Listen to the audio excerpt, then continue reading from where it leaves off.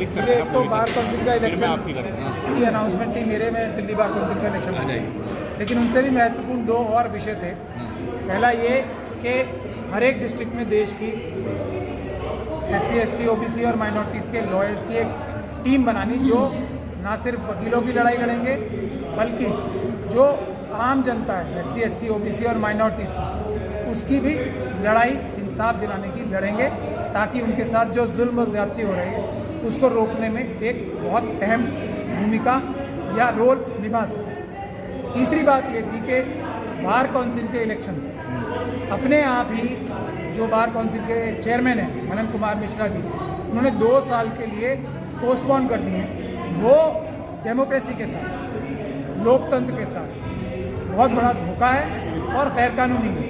तो उसके खिलाफ भी एक मुहिम छेड़ने के लिए ये 3 मुद्दों पे आज ये मीटिंग यहाँ पे हुई थी 30,000 के लॉयर्स की। सर, मेरा सवाल ये है कि आप कोई भी धर्म में हो, हिंदू हो, मुस्लिम हो, सिख हो, ईसाई हो, हर धर्म में दुआ होती है, प्रार्थना होती है कि कोर्ट कचहरी का चक्कर उन मजलूमों के लिए, महकूमों के लिए आप लोग कैसे लड़ाई लड़ेंगे, उनको कैसे इंसाफ दिलाएंगे? क्योंकि लोग को कोर्ट कचहरी जाने के चक्कर में ही उनका जब होता है कि मैं तो जान सूझ जाता है कि क्या हो, कैसे हो। इसकी वजह यही है ना कि जैसे सरकार के दूसरे इदारों में मनुवादी मानसिकता के लोग हैं और वो न्याय नहीं करते, वही हालत अदालतों की है। यहाँ भी मनुवादी मानसिकता के लोग ही वर्चस्व बनाए बैठे हैं, तो न्याय नहीं होता।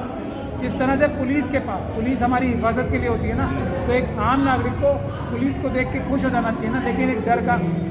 उसी तरीके से अदालतों के पास जाने के लिए लोग न्याय के लिए जाते, तो उनको डर नहीं लगना चाहिए।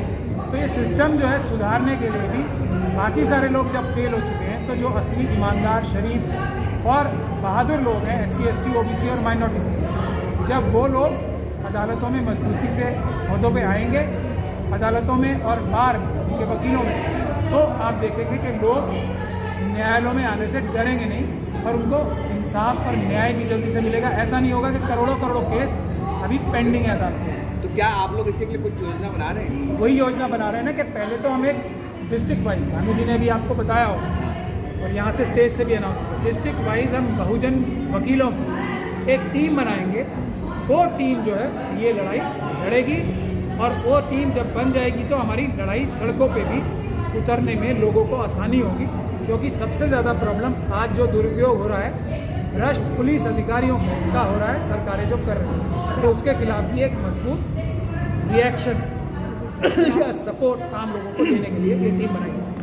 आप लोग कानून बचाने के लिए लड़ाई लड़ रहे हैं, वहीं जो है राहुल गांधी कानून बचाने के लिए एक यात्रा लेके निकले, तो आप लोग उनका समर्थन करते हैं? देखिए, हर वो व्यक्ति जो संविधान बचाने के लिए दिल से कोशिश कर रहा है, जिसके दिल में संविधान बचाना है, कोई और मंशा नहीं, हम उसकी सपोर्ट करते हैं।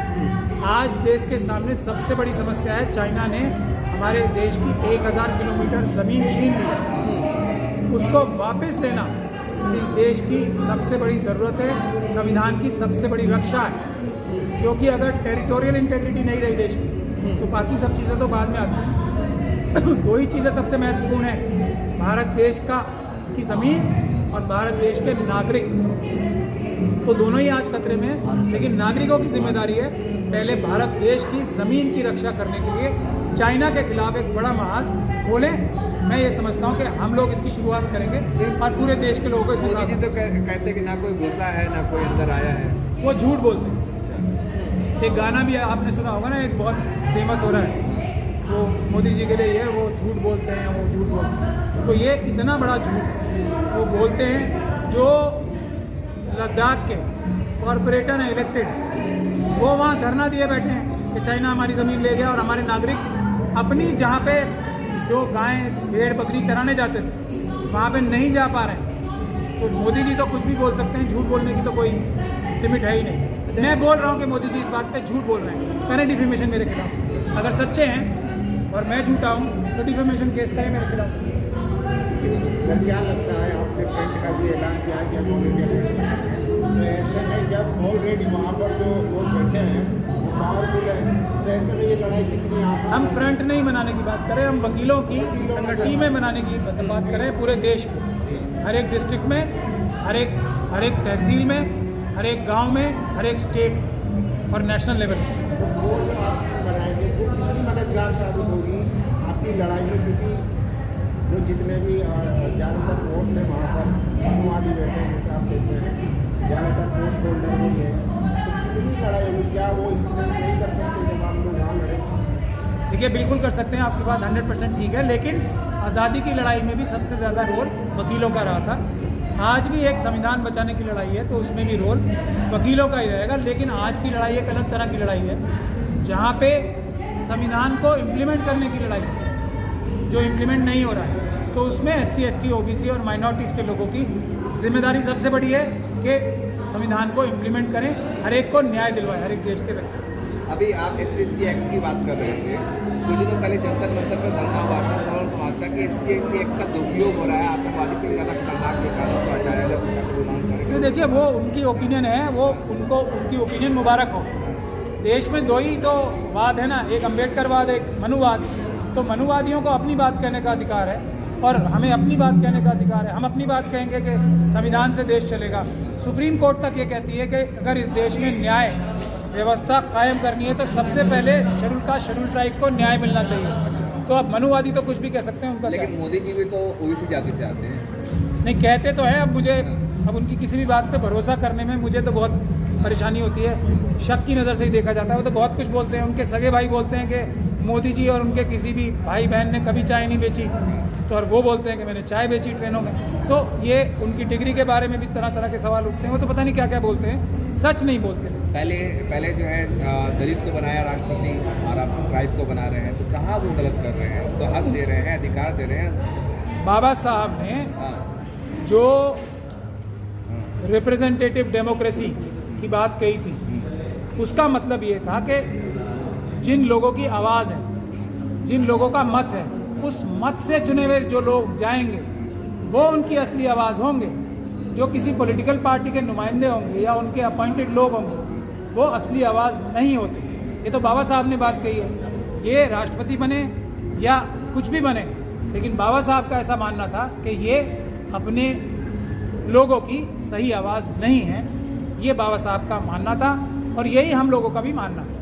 सर आप जैसे लोग जो अम्बेडकरवादियों को बड़ी धमकियाँ दी जा रही हैं आजकल, जो अम्बेडकरवाद की बात है, 50 लाख का इनाम भी रखा जा रहा है, 70 लाख का। चलिए कुछ दिया जा रहा है ना, कुछ ले तो नहीं रहे, उन्होंने तो हमारा सब कुछ छीन रखा है।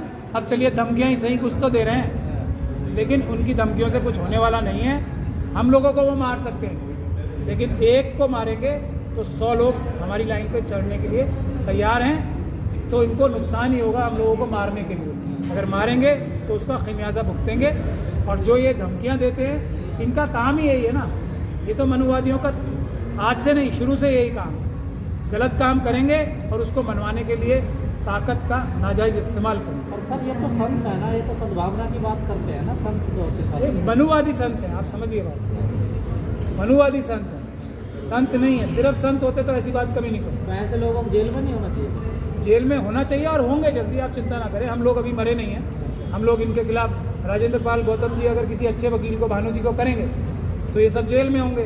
तो आप इंतज़ार कीजिए, अगर भानु प्रताप जी को वकील कर लिया राजेंद्र पाल गौतम जी ने, तो ये चुटकियों में जेल में होंगे सारे। हेट स्पीच में नहीं आती सर, ऐसी बात है ये। हेट स्पीच नहीं है, ये आतंकवाद है।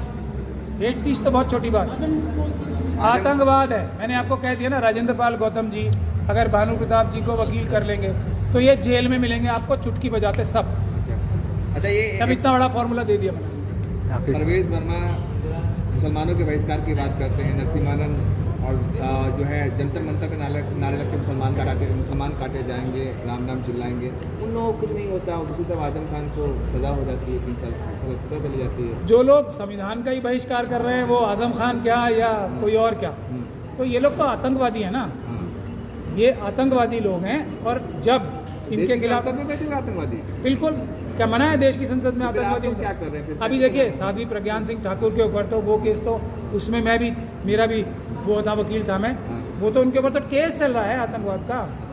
वो संसद में नहीं बैठी हैं क्या? सर केजरीवाल फॉर्मूला दे रहे हैं अर्थव्यवस्था सुधारने के लिए। नोट पे जो है लक्ष्मी और गणेश की फोटो चिपका है। पहले जिस चीज़ पे, मैंने तो यही कहा है ना, जिस चीज़ पे उनका अधिकार है, अपने पीछे अधिकार है ना, वहाँ तो बाबा साहब की और भगत सिंह साहब की फ़ोटो लगा रखी है। तो लगा लें अपने अधिकार क्षेत्र में, तो पहले लक्ष्मी जी और गणेश जी की मूर्ति लगाएं या फोटो लगाएं, बाकी दूसरी जगह देखा जाएगा। हम लोगों का अधिकार आएगा तो बाबा साहब की फ़ोटो लगेगी, क्योंकि बाबा साहब ने रिजर्व बैंक बनवाया और देश की जो आज इकोनॉमिक पॉलिसी, फाइनेंशियल पॉलिसी है ना, उसकी बुनियाद रखी। आज उसको निगलेक्ट करके जो चला जा रहा है, उसकी वजह से अर्थव्यवस्था खराब हो रही है। तो अगर कोई सही में डिज़र्व करता है, किसी की पिक्चर अगर हमारी करेंसी पे लगनी चाहिए तो बाबा साहब की लगनी चाहिए, डॉक्टर भीमराव अम्बेडकर। केजरीवाल दलित मुसलमानों के लिए क्यों नहीं खड़े होते? आखिर क्या वजह? वोट तो इनका ही लेते हैं, हर मुद्दे पे चुप रहते हैं। अब जब देखिए धोखाधड़ी करके वोट मिल रहा है तो खड़े क्यों रहेंगे? तो धोखाधड़ी करके ही वोट ले रहे हैं ना, वो तो उनका हक मारी। धोखा और धड़ी दोनों, धोखाधड़ी से जब वोट मिल रहे हैं तो उनको काम करने की क्या ज़रूरत है? वो तो SC/ST सब प्लान का जो पैसा है वही लाखों करोड़ रुपए खा चुके हैं शेड्यूल कास्ट कम्युनिटी का। जो झाड़ू का निशान है ना, उन्हीं लोगों का लाखों करोड़ रुपए खा चुके हैं। अगर वो वही पैसा उनका ना चुराए तो लाखों रुपए हर एक शेड्यूल कास्ट कम्युनिटी के परिवार के पास दिल्ली में हर साल जाए।